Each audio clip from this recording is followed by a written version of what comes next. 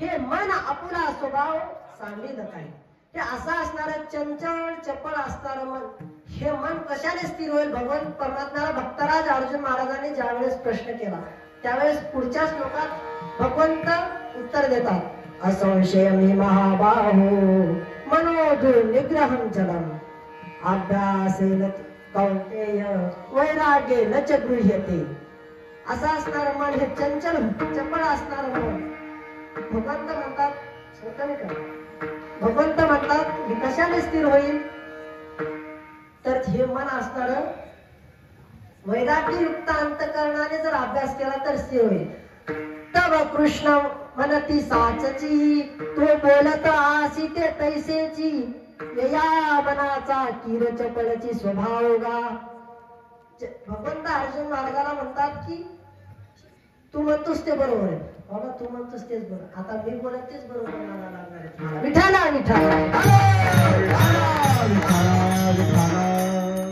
कारण मला माहित आहे कोणी उठून काय प्रश्न विचारणार नाही की काय बोललं असते काय आपण बोलायचं विठाला असं असणार भक्तराज अर्जुन महाराजाला भगवंत म्हणतात बरोबर आहे असंशयनी महाबाहू यामध्ये संशयच नाही की मन काय चंचल चपळ नाही चंचल चपळ आहे बरोबर आहे परंतु हे मन स्थिर होईल पण कशाने तरी वैराग्याचे आधारे लाविजे अभ्यासाची मोहरे तरी के तुले के अवसरे स्थिरावेल हे मन स्थिर होईल पण कशाने तर वैराग्ययुक्त अंतकरणाने जर या मनाचा जर अभ्यास केला तर हे मन काय होईल तर स्थिर होईल विठाला विठाला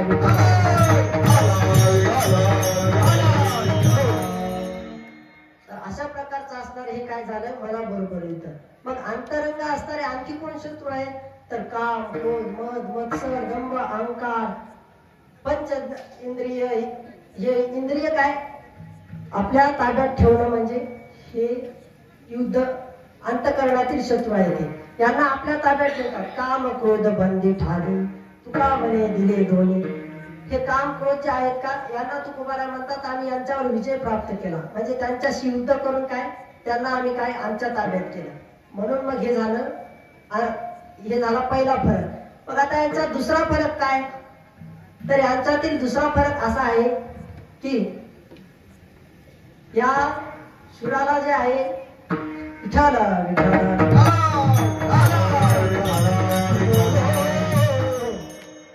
हे सूर काय कदाचित भित्र असू शकतो व्यवहारातला सूर तुकोबारा याचं वर्णन करतात ढाल तलवारे गुंतले हे कर म्हणे मी झुंजार कैसा झुंजो तुकोबारा उदाहरण देतात एक असंच गावात होता म्हणे मी लय मोठा शूर आहे गावात असतात प्रत्येकच गावात काही शूर मी एवढा शूर तेवढा शूर मग असा जे शूर होता ते शूर ते म्हणायचा मी लय युद्ध करतो ह्या करतो तेव्हा करतो मग असं चाललं होतं त्याचं सांगायचं लोकांना बरोबर आहे असं सांगत असताना एके दिवशी काय झालं शेजारच्या गावात युद्ध सुरू तुम्हाला मागं गावात केव्हा युद्ध सुरू झालं पण तसं नाही इथं दृष्टांत आहे इथं काही जमते शेजारच्या गावात युद्ध सुरू झालं आणि युद्ध सुरू झाल्यानंतर मग युद्ध सुरू झालं मग त्याला सांगितलं जा म्हणे ही घे तलवार ही घे म्हणे ढाल बस घोड्यावर ही ढाल तलवार दिली त्याच्याकडे तो म्हणायला लागला ढाल तलवारे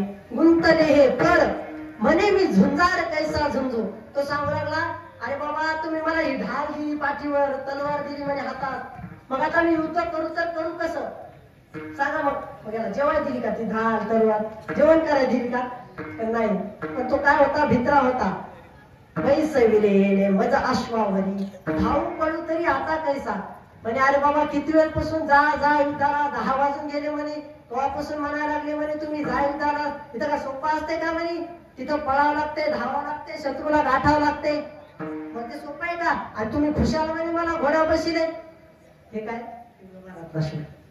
हे काय होता भित्रा होता म्हणून हे काय म्हणायला लागला पाठी पडदाळे शिले टोप हे तो तुझे मरण मूळ ते म्हणे अरे तुम्ही मला तिकडं तर सोडा तिथं तर मी मरणच जाऊ पण मला हे वजन सहन होईने म्हणे इथंच मला मरण आले विठाला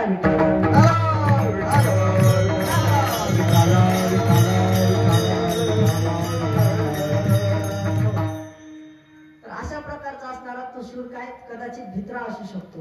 आणखी एक कथा आहे पण टायमाच्या अभावी नाही सांगत. विठाल आहे मग असा जो सूर होता तो व्यवहारिक सूर भित्रा असू शकतो परंतु पारमार्थिक सूर केव्हाही भित्रा नसतो. तुकोबारायांनी एका अभंगात व्याख्या केलेली आहे. आमाभय चिंता नाही दाग आमाभय चिंता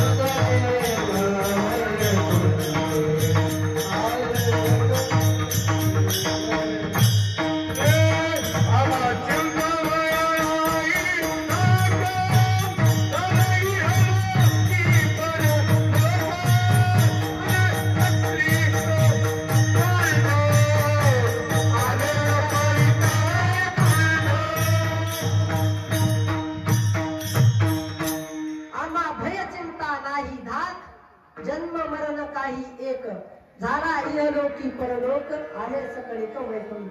अशा प्रकारचा असताना तुकोबारा सांगतात की आम्हाला काय भय चिंता धाक हे आमचं सर्व गेलेलं आहे. विष्णुदास आम्ही न भिरो करी काळा भुलो मृग जळा न गडे येणे. तर हे काय तर परमार्थिक सूर्य काय कधी भित्रा नसतो तर व्यावहारिक सूर्य काय भित्रे असतात. विठाला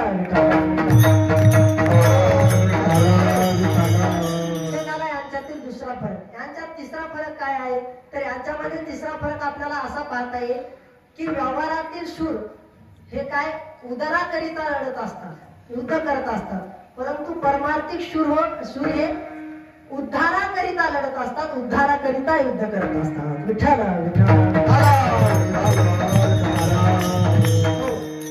काय असतं हे जे काही शूर सैनिक वीर असतात त्यांना शेवटी त्याच्यातून पगार पाणी मिळत असतो त्याच्यामुळे ते काय करत असतात ते युद्ध करत असतात लढत असतात. परंतु परमार्थिक शूर हे उद्धाराकरिता लढतात. तुकोबार म्हणतात देतो तीक्ष्ण उत्तरे पुढे व्हावयासी बरे. पुढे बरे व्हावयासी मी काय करतो तीक्ष्ण उत्तरे देतो. म्हणजे बरे होणे म्हणजे काय तर उद्धार होणे. मग उद्धार होण्यासाठी पुढे आम्ही काय करतो तीक्ष्ण उत्तरे देतो. विठाला विठाला हे झाला यांच्यातील तिसरा फरक. बघा अशा असणारे शूर मग हे कोण आहेत तर ते एकच कोण आहेत विष्णूचे दास आहेत ज्यांना काय होत मग असे असणारे विष्णुदास या शब्दाचा आपल्याला दोन प्रकारे काय पाहता येईल. विष्णू दास म्हणजे जे विष्णूचे दास आहेत म्हणजे जे काही साधक शूर आहेत ते काय करत असतात देवाची भक्ती करून भगवंताला प्राप्त करून घेत असतात. परंतु दुसरा एक फरक पाहता येईल की विष्णू येशान दास म्हणजे स्वतः भगवान परमात्माच त्यांची काय करतो सेवा करतो. कावडीने जागरी कावडीने पाणी जागरी चक्रपाणी वाहे अनन्य भक्ती भावे निळावंती त्यांचे पाणी. निळबरा म्हणतात कावडीने पाणी वाहिलं म्हणे. नाथ महाराजांच्या घरी भगवंताने कावडीने पाणी वाहिलं आणि असे असणारे मग हे काय तर हे विष्णुदास आहेत हे सिद्ध शूर आहेत. आपला रोजचा टाकण्यातला एक अभंग आहे उंच नीच पाहिलेले भगवंत तिष्ठे भाव भक्ती देखून या दासी पुत्र कना विदुराच्या भक्षी दैत्या घरी रक्षी प्रल्हादाशी. हे जे काय सर्व ती लिस्टच आहे त्या अभंगात लिस्टच दिलेली आहे. ते काय आहे तर ते सगळे साधक शूर सिद्ध महात्मे आहेत ते मग काय ते परमात्मा स्वरूपाच्या ठिकाणी प्राप्त झालेले असतात. विठाला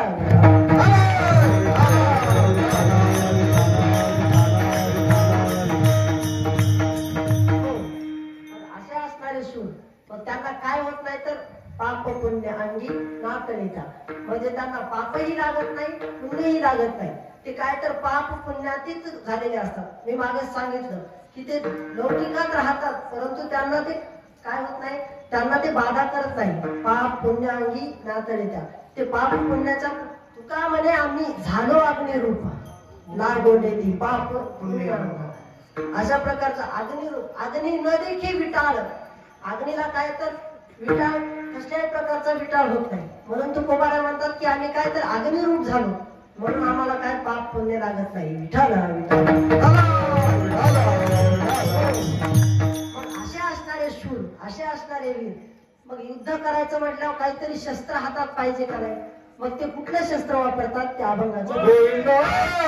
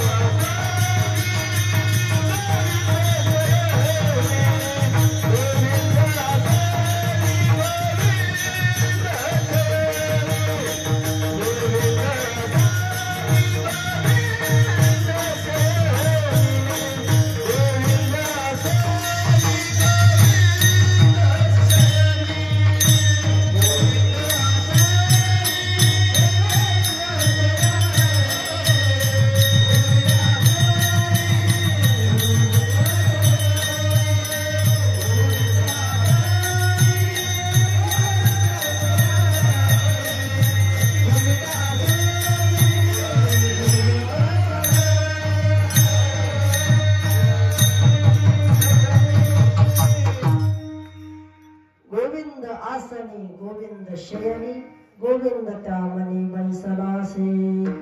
मग असे जे काही शूरवीर असतात ते काय करतात तर गोविंद नावाचं शस्त्र काय धारण करतात. शस्त्र हे निर्वाणीचा बाण निकट समय अवसान.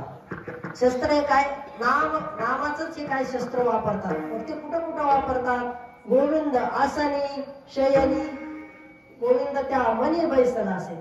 ते काय करतात निद्रेत असले तरीही भजन करतात. तुम्ही म्हणाल आम्हाला जागा असताना सुद्धा होत नाही, मग निद्रेत कसं होईल. परंतु त्यांचं महाराज पूर्ण ते गोविंद रूपानेच प्राप्त झालेले असतात. म्हणून त्यांना काय तर ते गोविंद आसनी गोविंद शयनी ते काय करतात सतत भगवंताचं नामस्मरणच करत राहतात. मग असे असणारे हे जे शूर आहेत हे सिद्ध महात्मे असतात. मग अशा सुरांचं वर्णन काय जगद्गुरु तुकोबारा या अभंगाद्वारे करतात. आणि अशा असणारे शूर मग ते बाह्यरंगाने कसे दिसतात हे तृतीय चरणाचा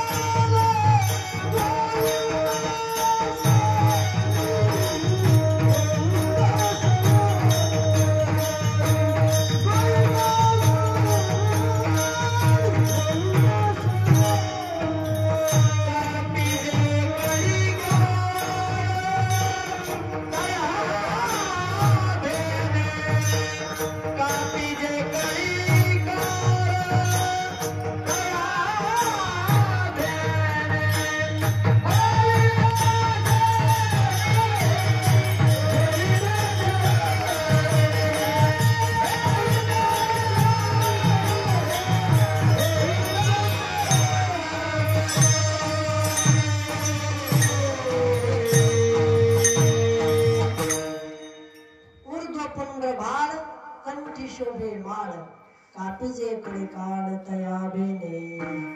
असे असणारे जे शूर आहेत, वीर आहेत, म्हणजे जे संत आहेत, ते बाहेरून बाह्य रंगाने कसे असतात तर ते ऊर्ध्वपुंड्र भाल म्हणजे कपाळावर असा आपला उभा गंध लावतात. ऊर्ध्वपुंड्र भाळ कंठी शोभे माळ, कंठामध्ये पवित्र अशी तुळशीची माळ धारण करतात. असे असणारे ते कोण आहेत तर संत आहेत. त्यांचं बाह्यरंग लक्षण सांगतात. मग याचा परिणाम काय होतो? एक खूप गोड दृष्टांत आलेला आहे. बाबा नेहमी पाठात सांगत असतात. शांती ब्रह्म मारुती बाबांनी एक वेळेस सांगितला होता की एक वाट सुरू, आता धामोडीच्या वाटाला मला लागला, आपल्या धामोडीच्या वाटाला निघाला. आता मी पण जायचो पहिलं बरेच दिवसापूर्वी. मग निघाला, निघता निघता त्याला काय झालं, थकवा आला. मग बसला आपल्या माळामध्ये. माळात बसल्यानंतर एका झाडाखाली बसला आणि बसल्यावर महाराज त्याला तिथं झोप लागली. आणि झोप लागली आणि वर कावळोबा होते. त्याचा धर्मच आहे ते, कोणी बसलं की त्याच्यावर वरून आपला देहधर्म करायचा. मग त्यांनी काय, असं झोपल्याबरोबर ते वरून कपाळावर ते पडला गंध असा पडला, ते कावळ्याचा ते गंध पडला. असा पडल्यानंतर महाराज त्याला झोप लागली, परंतु त्यावेळेस त्याचा निकट समय आला होता जाण्याचा, वर जाण्याचा त्याचा निकट समय आला होता. आणि त्या ठिकाणी ते यमदूत आले. आणि ते यमदूत आल्यानंतर त्या यमदूताने पाहिलं, अरे म्हणतात नाही गड्या, आपलं नाही गिराईक, आपलं गिराईक काय म्हणतात ते बाजूला म्हणे, नाही नाही आपलंच गिराईक आहे, त्याच्या गळ्यात माळ नाही म्हणे, बघ की तू जरा. ते म्हणे नाही रे आपलं गिराईक. चाललं त्यांचं भांडण, चाललं त्याच्यात तेवढं त्याला असं असं असं असं असं करत करत उठलं, डोळे ते ऐकतच होतं. कारण असं म्हणतात मरणाच्या वेळेस यम आधीच दिसतात असं म्हणतात. मग त्याला काय ते दिसू लागले. मग ते पाहिलं त्यानं, सगळं त्यांचं ते भाषण ऐकलं, ते काय बोलू लागले. त्यांच्या दोघांचं भांडण चाललं होतं ना यमायचं तिथंच. नाही नाही एक म्हणते हाय, एक म्हणते नाही आपलंच गिराईक. असं करता करता त्यानं ऐकलं महाराज. ते म्हणे नाही त्याच्या गंधावर, त्याच्या कपाळावर गंध आहे, उभा गंध आहे, म्हणून त्याला काय न्यायचं नाही म्हणे आपण. आणि ते यमदूत त्या ठिकाणावर निघून गेले. परंतु घडलं असं नंतर, तो महाराज तो म्हणे जर माझ्या केवळ या कावळ्याच्या यानं जर त्याला असं वर बघितलं, त्याला ते दिसला, असं वर बघितलं त्याला दिसला. आणि म्हणे अरे नुसत्या कावळ्याच्या गंधाने जर मला, उभ्या गंधाने जर हे यमदूत जर नेत नसतील, तर मी जर दररोज जर गंध लावला, दररोज जर भजन केलं, दररोज जर मंदिरात दर्शनाला आलो, दररोज भगवंताच्या पुढे उभं राहिलो, महाराज भगवंताला आवाज दिला पाहिजे माणसानं अंतःकरणातून, त्यावेळेस भगवंत नक्की येतात महाराज. आणि अशा प्रकारचं तो म्हणू लागला, जर मी जर दररोज जर एवढी भक्ती जर केली तर माझा उद्धार नाही का होणार. मग त्याने काय तिथून पुढे तो भजनाला लागला महाराज. मोठा साधू झाला, कीर्तनकार झाला. कीर्तनकार साधू असतात असा गैरसमज करून घेऊ नका. आता काही जणांना वाटते कीर्तनकार झाला बाबा, लय मोठा बाबा झाला, कीर्तनकार झाला, पण असं काही नसतं. हा संत कीर्तन करू शकतात, संत काय कीर्तन करू शकतात, पण जे जे कीर्तन करतात ते ते संत असतात असं नाही. विठ्ठल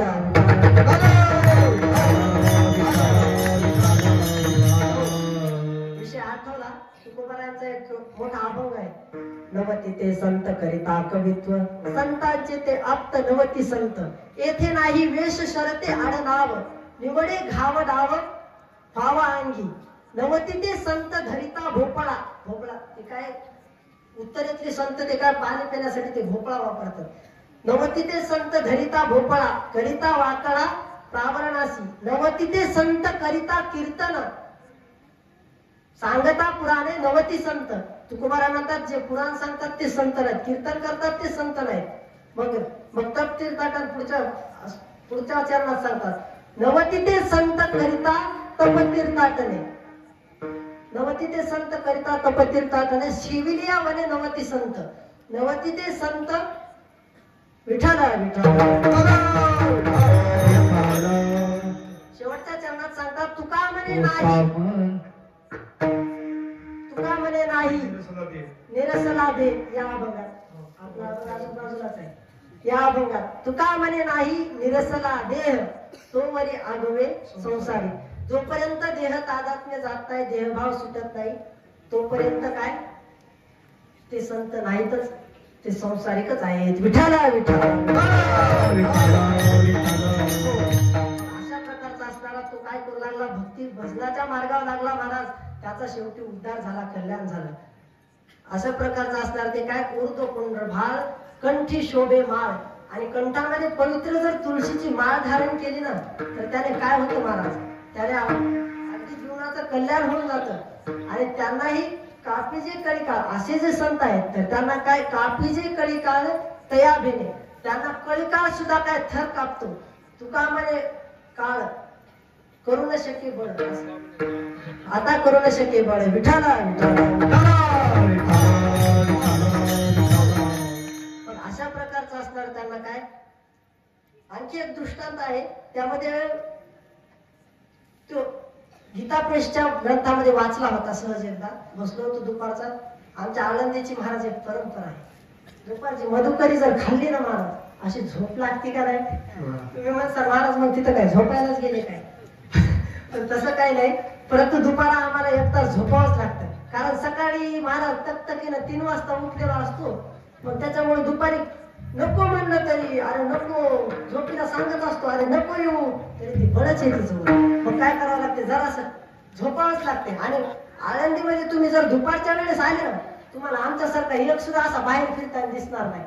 आश्रमात जर गेले एखाद्या सगळे मस्त, आणि तुम्ही फक्त संध्याकाळीच पांघरून झोपत असता. आमचं तसं नसतं, आम्ही दिवसात पांघरून झोपतो. विठाला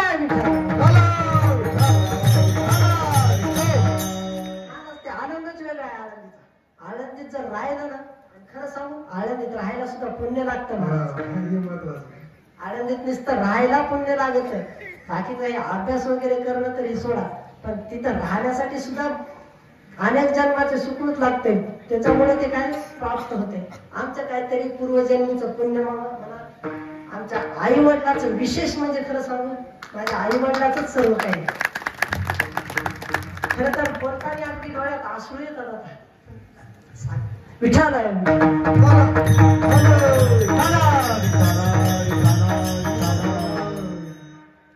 मी जे काही या ठिकाणी उभा आहे ना, त्याचं सर्व काही श्रेय माझ्या आई वडिलांना जातं. विठाला आतापर्यंत त्यांची साधना महाराज, आमची सुद्धा तेवढी साधना नसत. सकाळी उठलं काकडा भजन सोपं नाही महाराज एवढं. आम्हाला कधी कधी कंटाळा येतो आळंदीमध्ये असून, आळंदीत राहून सुद्धा आम्ही काय करतो, कधी कधी एखाद्या जाऊ द्या गड्या उद्या जाऊ असं कधी कधी होतं आम्हाला. पण परंतु त्यांना एकही दिवस महाराज हे नाही, आणि सर्व काही त्यांचीच पुण्य म्हणावं लागेल. त्याचंच फळ या ठिकाणी उभं राहू शकलो. काहीतरी तुमच्या समोर, तसं तर माझा अधिकारच नाही तुमच्या समोर बोलण्याचा, कारण मी ना तरी बाळक बुबडा बोलू का वाकुडा मी चुका पाऊले, ते चोज करून माऊली रिजे जीवी. आणि ते त्याप्रमाणे तुम्ही काय सगळ्या आई वडिलांप्रमाणे मला तुम्ही जवळ केलं, सगळ्यांनी आग्रहाने मला या ठिकाणी बोलवलं. विशेष मला अण्णाने खरंच प्रभाकरराव चोपडे अण्णाने मला एक वाक्य अण्णा बोलले.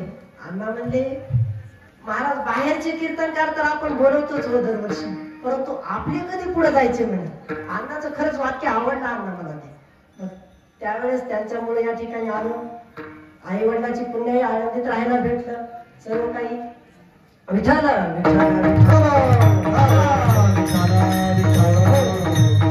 आणि त्याचमुळे स्वानंद सुखनिवासी सद्गुरू जोग महाराज यांच्या छत्रछायेखाली आम्हाला राहण्याचा योग आला. महाराज जोग महाराजांची परंपरा ही काही सोपी परंपरा नाही. त्या ठिकाणी जर गेलं ना तर त्या संस्थेत बाबाने रात्री सांगितलं त्या ठिकाणी पाय टाकाय सुद्धा भाग्य लागत. आता काल परवाची गोष्ट आहे, एक माणूस आला होता. आला म्हणे महाराज मला रात्री म्हणे झोपायचे म्हणे महाराज मला इथं. चांगला माणूस होता, टाईट कपडे घालून आला होता. म्हणजे महाराज मला झोपायची व्यवस्था करा. परंतु आमच्या संस्थेत असं आहे, रात्रीच्याला गुरुवर्य आणि 5-6 विद्यार्थी सोडून त्या ठिकाणी कुणालाही राहता येत नाही, असं तिथलं नियम. आम्ही ज्याच्या त्याच्या पद्धतीनं बाहेर राहत असतो. मग त्या ठिकाणी जर तो माणूस आला आणि आल्यानंतर महाराज आमचे बाबा होते त्या ठिकाणी. बाबा म्हणले अहो तुम्ही काय करा, या ठिकाणी काही व्यवस्था नाही, परंतु तुम्ही बाहेरच पहा. तो म्हणजे अहो मला बाहेर व्यवस्था आहे, माझं इथं रूम केलेली आहे म्हणे मी. परंतु ज्यावेळेस मी या संस्थेत आलो ना, संस्थेत ज्यावेळेस मी आतमध्ये पाय टाकला त्यावेळेस अगदी मन प्रसन्न झालं म्हणे माझं. त्यामुळे मला या ठिकाणी आजच्या दिवस का होईना मला राहायची संधी द्या. सांगण्याचा भाव एवढाच की त्या ठिकाणी राहायला सुद्धा मन प्रसन्न समाधान वाटते त्या ठिकाणी. विठाला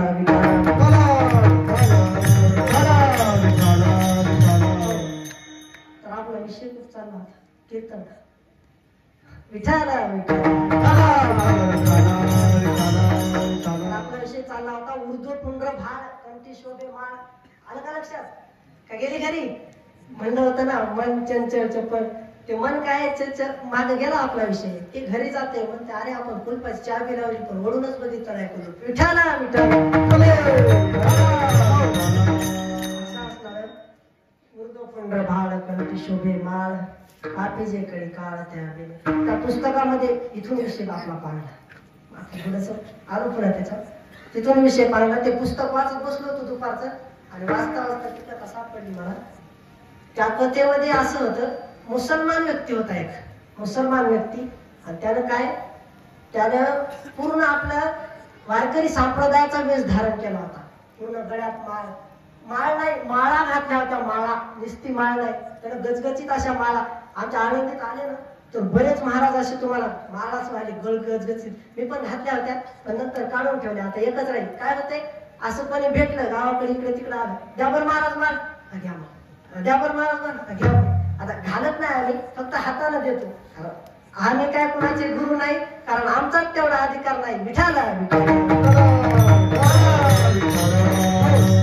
असं असताना तर त्यानं काय केलं होतं आपल्या गळ्यात माळा घातल्या होत्या आणि त्या माळा घातल्या होत्या आणि गंध लावला होता. मस्त असा फेटा बांधून रामकृष्ण हरी रामकृष्ण हरी रामकृष्ण हरी असं भजन करत करत तो चालला होता. परंतु काही लोकांना त्याचा परिचय होता. तो पूर्वी काय होता मुस्लिम समाजाचा होता. आणि असा असताना त्याला त्या लोकांनी विचारलं अहो तुम्ही तर मुस्लिम समाजाचे आहात मग तुम्ही या माळा हा गंध कस काय बरं. तर त्याला उत्तर दिलं महाराज. तो सांगत होता म्हणजे मी एक वेळेस मी शेजारच्या गावाला जात होतो. जात असताना म्हणे एका झाडाखाली मी विसावा घेतला. त्या ठिकाणी थांबलो आणि थांबल्यानंतर त्या झाडाखाली बसलो आणि वर म्हणे 2 जण बसले होते यमदूत असे दिसले म्हणे मला.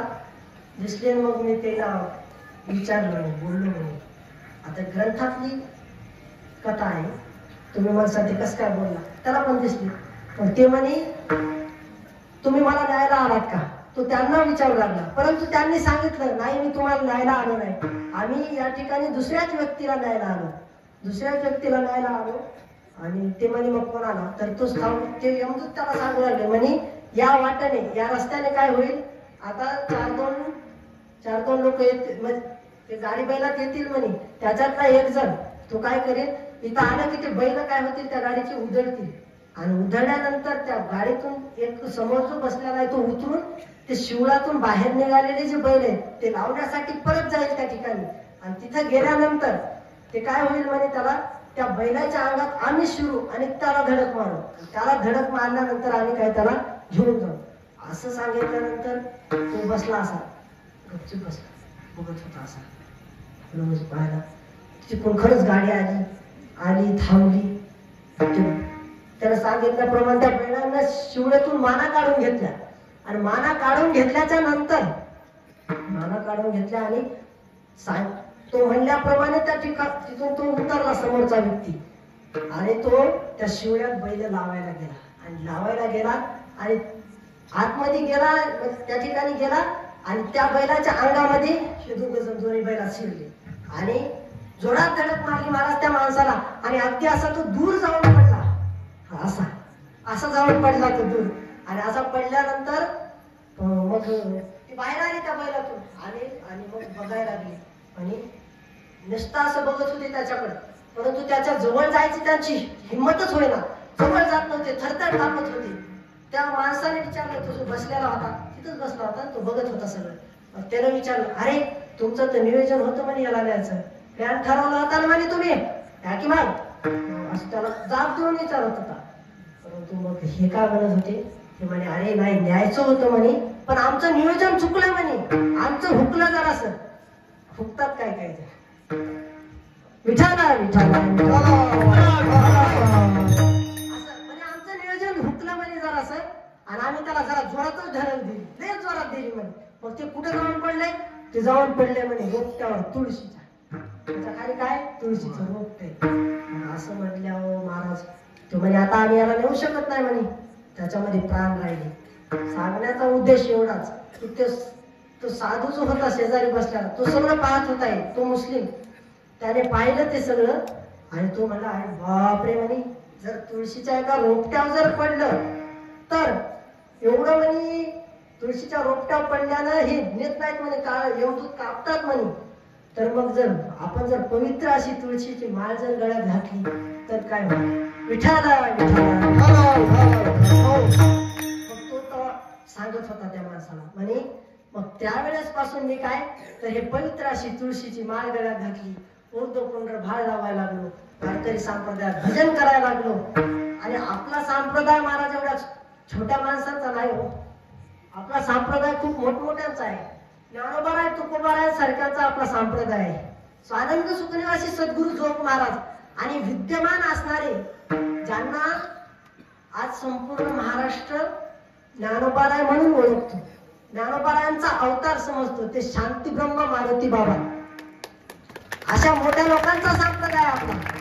परंतु आजकाल थोडस वाट अशी अशी अशी अशी व्हायला लागली, ते जाऊ द्या, ते थोडं का होईल. मग त्याच्यामध्ये आहेत राऊत बाबांसारखे असे महात्मे बरेचसे आहेत की जे याचा तोल असा सांभाळतात महाराज, त्या संप्रदायाचा तोल सांभाळून घेतात.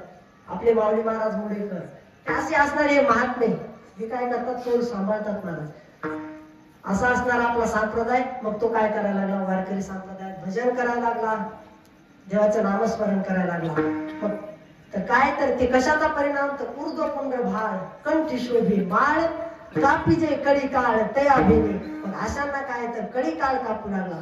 मग महाराजांना विचारलं, महाराज मग आणखी यांचं काय आहे, त्यांचं बाहेरून एक शृंगार कशाचा करतात, तर अभंगाचा शेवटचा चक्राचे श्रंगार तुका म्हणे शंकर, चक्राचे श्रंगार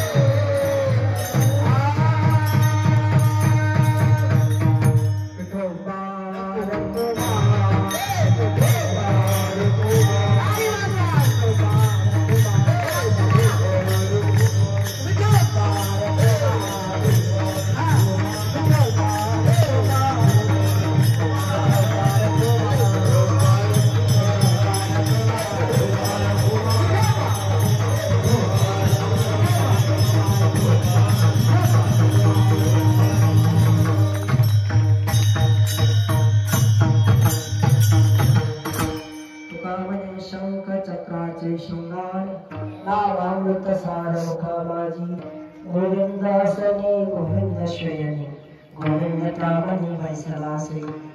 शेवटच्या चरणात तुकोबारा सांगतात की तुका म्हणे शंख चक्राचे शृंगार नाम अमृत सार मुखा माझी. बरे नट तिथे पुढे दरिद्री जाण नाही इथं महाराज संतांचं लक्षण सांगितलंय. इथं संत नटतात कशाने तर शृंगार करतात. कुठला शृंगार करतात तुका म्हणे शंख चक्र तुका म्हणे शंख चक्राचे शृंगार म्हणजे भगवंताचे जे आभूषण आहे त्यांचं काय करतात शृंगार करतात. नुसतं वरून वरून नटत नाही ते अंतःकरणातून सुद्धा काय करतात तर ते त्याचं सर्व काही निर्मळ झालेलं असतं. भगवंताच्या परमात्मा स्वरूपाच्या ठिकाणी प्राप्त झालेले असतात ते.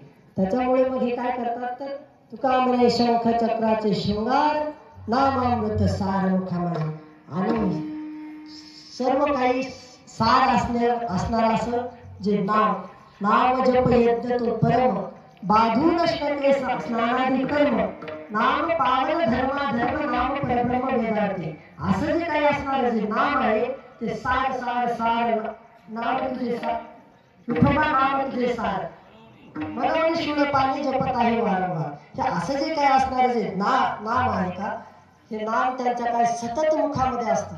तर आसनी शयनी सदा हरीचे चिंतन असं जे काय असतात ते संत असतात. झालेली सेवा स्वानंद सुखनिवासी सद्गुरु जोग महाराज ज्ञानोबाराय तुकोबाराय ग्रामदैवत पवनसुत हनुमानराय मारुतीरायाच्या चरणी सेवा समर्पित करून तुम्ही सर्वजणांनी सेवा गोड करून घेतली. सर्वजण बघितलं महाराज आनंद झाला. खरंच एकही उठले नाही कुणीही आपल्यापैकी या ठिकाणाहून उठले नाही. त्याचा खरंच आनंद आहे. मी एकटाच तुमच्यासाठी खरंच टाळ्या वाजवतो. सर्व गावकरी मंडळींसाठी खरंच अगदी मनातून मी सांगतो की तुम्ही खरंच माझं ऐकलं एवढं त्याचा खरंच अभिमान वाटतो आज मला की या ठिकाणी मी उभं राहून तुमच्या समोर बोललो आणि तुम्ही ऐकलं. त्यामुळे मी सर्वांना धन्यवाद देतो. आणि आपला वेळ संपलेला आहे. आपले म्हणणं होतं 9 वाजता सुरू झाले आता 11 वाजत आले तरी मी बराच वेळ झाला थांबवत होतो पण ती घड्याळ थांबली नाही त्याला मी काय करू शकतो. वेळ झाला आता आणि झालेली सेवा सर्व त्या चरणी समर्पित करून सेवेला इथेच पूर्ण ज्ञानेश्वर